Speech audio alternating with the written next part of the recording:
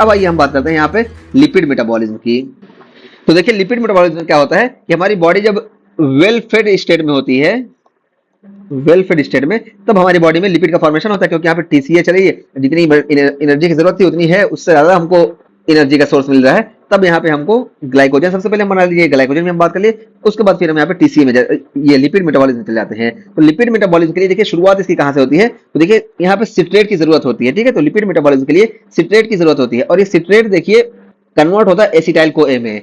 अच्छा यहाँ पे देखिए ये एसिटाइल को ए, आप देखिए यहाँ पे भी बन गया था ना, एसिटाइल को ए डायरेक्ट आ जाता है, ये सिट्रेट जो ये इतना लंबा पाथवे बनना पड़ा, तो ये नहीं करना पड़ता ना, तो एसिटाइल को ए से डायरेक्ट यहाँ पे देखिए ये एसिटाइल को ए यहाँ बाहर आ जाता और ये आगे की पाथवे चलती, लेकिन ऐसा नहीं हुआ क्योंकि एसिटाइल को ए को अभी बाहर जाने की परमिशन नहीं है, ठीक है। माइटोकॉन्ड्रिया के बाहर जाने की एसिटाइल को ए को परमिशन नहीं है, और एसिटाइल को ए का फॉर्मेशन कहाँ होता है, माइटोकॉन्ड्रिया में ही होता है। बताएं माइटोकॉन्ड्रिया में ही एसिटाइल को ए का फॉर्मेशन हुआ, क्योंकि यहाँ पे पाइरुवेट डिहाइड्रोजिनेज सिर्फ माइटोकॉन्ड्रिया में प्रेजेंट है। तो अब एसिटाइल को ए यहाँ पे देखिए सिट्रेट में बनता है ऑक्सैलोएसिटेट की प्रेजेंस में, और अब ये सिट्रेट का यहाँ पे देखिए पास प्रेजेंट होता है, सिट्रेट के पास गेट पास है, सिट्रेट बाहर निकल गया और सिट्रेट बाहर आया, और यहाँ पे देखिए हमको फिर ऑक्सैलोएसिटेट देखने को मिला, ठीक है। तो ऑक्सैलोएसिटेट देखने को मिला, और ये ऑक्सैलोएसिटेट यहाँ देखिए इस तरह आएगा, ये मेलेट शिफ्ट की तरह अंदर चला जाएगा, ठीक है। तो यहाँ पे ऑक्सैलोएसिटेट का फेज क्या होगा कि ऑक्सैलोएसिटेट यहाँ आ जाएगा, यहाँ से मेलेट बनेगा, और मेलेट से फिर ये अंदर आके यहाँ पे पीसीए में जहाँ भी जाना होगा चला जाएगा। ऑक्सैलोएसिटेट का ये फेज होता है, और ये हमारा एसिटाइल को ए बन गया। एसिटाइल को ए हमारा यहाँ डिजाइरेबल था, एसिटाइल को ए आया। अब देखिए एसिटाइल को ए यहाँ पे देखिए एक एंजाइम प्रेजेंट होता है, बहुत important enzyme, rate limiting enzyme होता है, इसको हम बोलते हैं एसिटाइल को ए कार्बोक्सिलेज, ठीक है। तो एसिटाइल को ए कार्बोक्सिलेज एंजाइम क्या करता है कि इस एसिटाइल को ए को कन्वर्ट कर देता है मेलेनाइल को ए में, ठीक है। तो देखिए एसिटाइल को ए 2 कार्बन था, मेलेनाइल को ए यहाँ पे 3 कार्बन कंपाउंड है, तो पता चला कि यहाँ से 1 कार्बन ऐड करेगा, तो मेलेनाइल को ए बन गया। और मेलेनाइल को ए देखिए यहाँ पे हम दिखाए 3 कार्बन कंपाउंड है, ये एसिटाइल को ए कार्बोक्सिलेज वर्क करता है, और ये रेट लिमिटिंग एंजाइम है, ठीक है। तो रेट लिमिटिंग एंजाइम है, इस तरह से देखिए सिट्रेट और इंसुलिन इसको स्टिमुलेट करेंगे, क्योंकि जब सिट्रेट ज्यादा होगा तब भी इसको स्टिमुलेट करेगा, तुम आगे जाओ। और इंसुलिन क्या है कि इंसुलिन एनाबॉलिक है, तो इंसुलिन इसको स्टिमुलेट करेगी और बताएगा कि यहाँ पे वेल फेड स्टेट है, तो इंसुलिन ये इसको स्टिमुलेट करेंगे। जबकि देखिए ग्लूकागॉन और एपिनेफ्रिन ये कब होते हैं, जब हमारी बॉडी में स्टार्वेशन कंडीशन आती है, ठीक है। तो स्टार्वेशन की कंडीशन में ग्लूकागॉन जो इंसुलिन का काउंटर रेगुलेटरी हार्मोन है, ये इसको इनहिबिट कर देता है, इस वजह से हमारी ये ट्राइग्लिसराइड सिंथेसिस नहीं होती है। तो बहरहाल हमारा यहाँ पे हुआ एसिटाइल को ए कार्बोक्सिलेज जो है, ये एसिटाइल को ए को मेलेनाइल को ए में कन्वर्ट कर दिया। अब देखिए मेलेनाइल को ए यहाँ पे बना, अब ये मेलेनाइल को ए क्या करता है कि ये फैटी एसिड का फॉर्मेशन करता है, और यहाँ पे जो एंजाइम वर्क करता है इसको हम बोलते हैं फैटी एसिड सिंथेस कॉम्प्लेक्स, ठीक है। देखिए यहाँ पे दिखा है, ये देखिए यही एंजाइम, एक ही एंजाइम है, ठीक है। तो फैटी एसिड सिंथेस कॉम्प्लेक्स, तो यहाँ पे देखिए 3 कार्बन कंपाउंड है, और फैटी एसिड जो होता है ना, हम सबसे ज्यादा बात करते हैं पाल्मिटाइल की, ये 16 कार्बन कंपाउंड होता है। देखिए 3 से 16 कार्बन बनाना होता है ना, तो इतने आसानी से ये नहीं हो जाता है, इसी वजह से हम बोले फैटी एसिड सिंथेस कॉम्प्लेक्स। ये पूरे कॉम्प्लेक्स एंजाइम होता है, इसमें 2 डोमेन होते हैं और 7 साइकिल चलाता है, 7 साइकिल में कहीं जाके 2 कार्बन ऐड होता है। तो देखिए इसको भी हम बता देते हैं कैसे बनता है। तो देखिए यहाँ से देखिए मेलेनाइल को ए है, और इस मेलेनाइल को ए पे ये फैटी एसिड सिंथेस कॉम्प्लेक्स सबसे पहले वर्क करेगा, ठीक है। तो सबसे पहले, अच्छा हाँ, सबसे पहले स्टेप जो ये काम करता है ना, सबसे पहले ये एसिटाइल को ए को लेता है। एसिटाइल को ए देखिए यहाँ पे प्रेजेंट है ना, एसिटाइल को ए को सबसे पहले लेगा, और इस एसिटाइल को ए से देखिए को ए को बाहर निकाल देगा, ठीक है। को ए को बाहर निकाल दिया, और ये एसिटाइल को ए ये बचा। अब उसके बाद 7 स्टेप चलाएगा, ठीक है, 7 स्टेप चलाएगा, और उस 7 स्टेप में ये ऐड कर लेगा मेलेनाइल को ए को, ठीक है। देखिए मेलेनाइल को ए को ऐड कर लेगा, तो 7 स्टेप यहाँ चलिए, मतलब 7 स्टेप, और पहली साइकिल कंप्लीट होते होते इस एसिटाइल को ए और इस मेलेनाइल को ए को ये ऐड कर देगा, ठीक है। एसिटाइल को ए और मेलेनाइल को ए को एक साइकिल जब पूरी होगी तो ऐड कर देगा, और देखिए यहाँ पे 2 कार्बन है और यहाँ पे 3 कार्बन है, तो यहाँ पे 5 कार्बन कंपाउंड बनना चाहिए, लेकिन 5 कार्बन नहीं बनता, बल्कि यहाँ पे कार्बन डाइऑक्साइड बाहर निकल जाता है, यानी 1 कार्बन बाहर निकल गया, सिर्फ यहाँ पे 4 कार्बन ऐड होता है, ठीक है। तो इस तरीके से ये हमारा फैटी एसिड सिंथेस कॉम्प्लेक्स काम करता है। पहले एसिटाइल को ए को शुरू करेगा यहाँ से, और इसमें मेलेनाइल को ए को ऐड करेगा, और 7 स्टेप की ये रिएक्शन होती है, और 7 स्टेप के बाद ये जाके ये 4 कंपाउंड का मॉलिक्यूल बनता है, ठीक है। 4 कंपाउंड, ये 2 यहाँ से आया और 3 मेलेनाइल को ए से आया, अब 4 कंपाउंड बन गया, और यहाँ पे देखिए NADPH यूटिलाइज होता है, ठीक है। तो NADPH यहाँ पे यूटिलाइज हो गया, और ये NADPH यहाँ पे प्रेजेंस होना बहुत ज्यादा जरूरी है, ठीक है। तो NADPH यहाँ पे यूटिलाइज होता है, और पहले स्टेप में 4 बना, फिर एक साइकिल चलेगी, फिर ये 2 ऐड होगा, एक कार्बन डाइऑक्साइड बाहर निकलेगा, फिर ये 6 हो जाएगा, फिर एक साइकिल चलेगी। तो इस तरीके से करके पहले में 4 ऐड हो गया, इसके अलावा 6 साइकिल और चलेगी, 6 दूना 12 है, ठीक है। तो 12 यहाँ से 6 साइकिल से मिला, और 4 पहली साइकिल से, तो 6 + 1 यानी कुल 7 साइकिल चलेगी, ठीक है। देखिए 7 साइकिल पूरी चलेगी, और 7 साइकिल के बाद कहीं जाके 16 कार्बन का कंपाउंड बनेगा, जिसको हम पॉलिमेटिक एसिड बोलते हैं। तो पॉलिमेटिक एसिड ये 16 कार्बन कंपाउंड होता है, और ये फैटी एसिड सिंथेस 7 स्टेप में 7 साइकिल करके पूरी करता है। पहले साइकिल में 4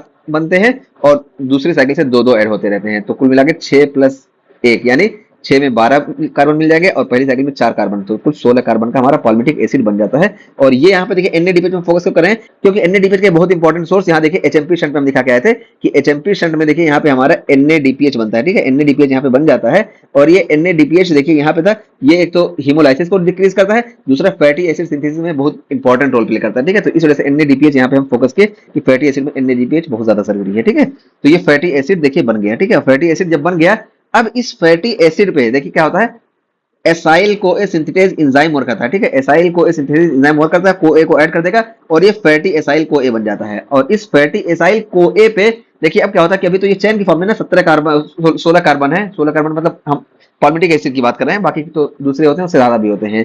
तो पॉलिमेटिक एसिड को हम कॉमन लेके चल रहे हैं, तो पॉलिमेटिक एसिड 16 कार्बन है, तो यहाँ पे देखिए को ए प्रेजेंट रहेगा 16 कार्बन।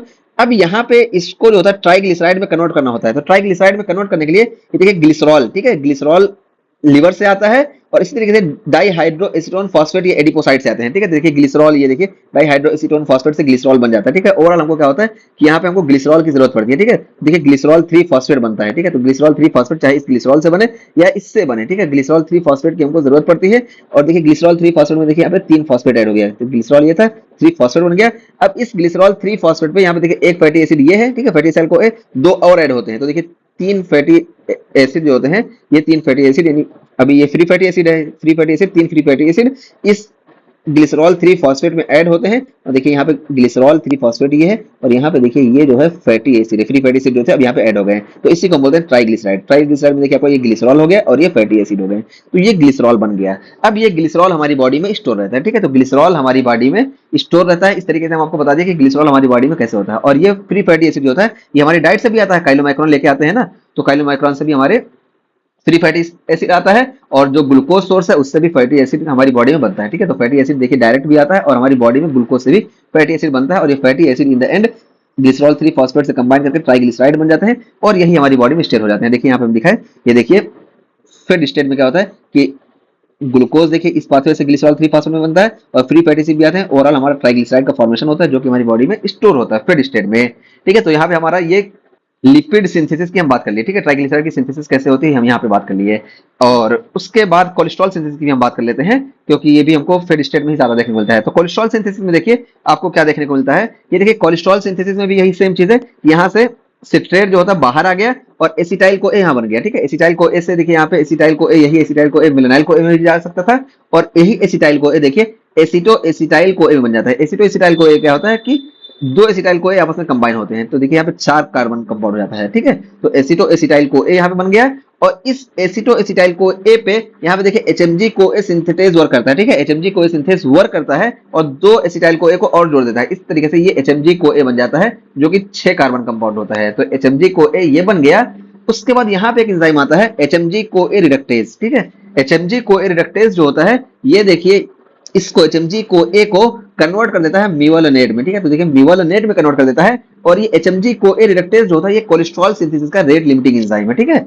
और अब ये मिवोलोनेट जो होता है ये देखिए बहुत सारे स्टेप, क्योंकि कोलेस्ट्रॉल जो होता है 27 कार्बन कंपाउंड होता है ना, इस वजह से यहाँ पे बहुत स्टेप चलती है, सबको स्किप किया गया। इंपॉर्टेंट जो होता है यहाँ पे बता दिया गया कि HMG को ए से मिवोलोनेट जो बनता है यहाँ पे HMG को ए रिडक्टेज वर्क करता है, ठीक है, और यही रेट लिमिटिंग एंजाइम है। और इस पे देखिए इंसुलिन जो होगी इसको स्टिमुलेट करेगी, ठीक है, इंसुलिन इसको स्टिमुलेट करेगी, जबकि ग्लूकागॉन जो होता है इसको इनहिबिट करता है, क्योंकि ग्लूकागॉन नहीं चाहता कि कोलेस्ट्रॉल ज्यादा बने, ठीक है। लेकिन यहाँ पे मेन जो होता है कि इंसुलिन इसको स्टिमुलेट करती है। देखिए हम बताए ना कि जितने भी एनाबॉलिक पाथवे हैं उसको इंसुलिन स्टिमुलेट करेगी और इंसुलिन का काउंटर रेगुलेटरी हार्मोन जो होता है ग्लूकागॉन ये एनाबॉलिक पाथवे को इनहिबिट करेंगे, ठीक है। और जबकि हम कैटाबॉलिक पाथवे की बात करें तो कैटाबॉलिक पाथवे को इंसुलिन इनहिबिट करेगी और ग्लूकागॉन स्टिमुलेट करते हैं। ये ओवरऑल वो होता है, आपको इसी से बहुत सारे क्वेश्चन सॉल्व करने को देखने को मिल जाएंगे।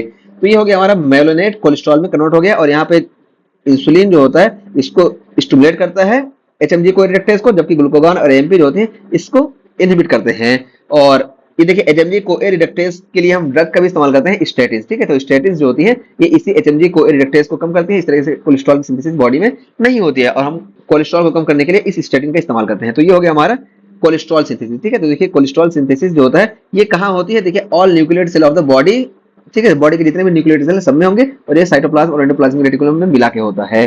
तो देखिए हम बता दिए कि यहाँ पे हमारी जो फैटी एसिड सिंथेसिस हुई ये भी हमारी साइटोसोल में हुई और कोलेस्ट्रॉल सिंथेसिस जो हुई ये भी हमारी साइटोसोल में हुई। ठीक है, तो फैटी एसिड सिंथेसिस का जो रेट लिमिटिंग एंजाइम था ये एसिटाइल को कार्बोक्सिलेज था, जबकि कोलेस्ट्रॉल सिंथेसिस का जो रेट लिमिटिंग एंजाइम है ये एचएमजी को रिडक्टेज है। और अब हम बात करते हैं कि स्टार्वेशन की कंडीशन आ गई। ठीक है, स्टार्वेशन की कंडीशन आ गई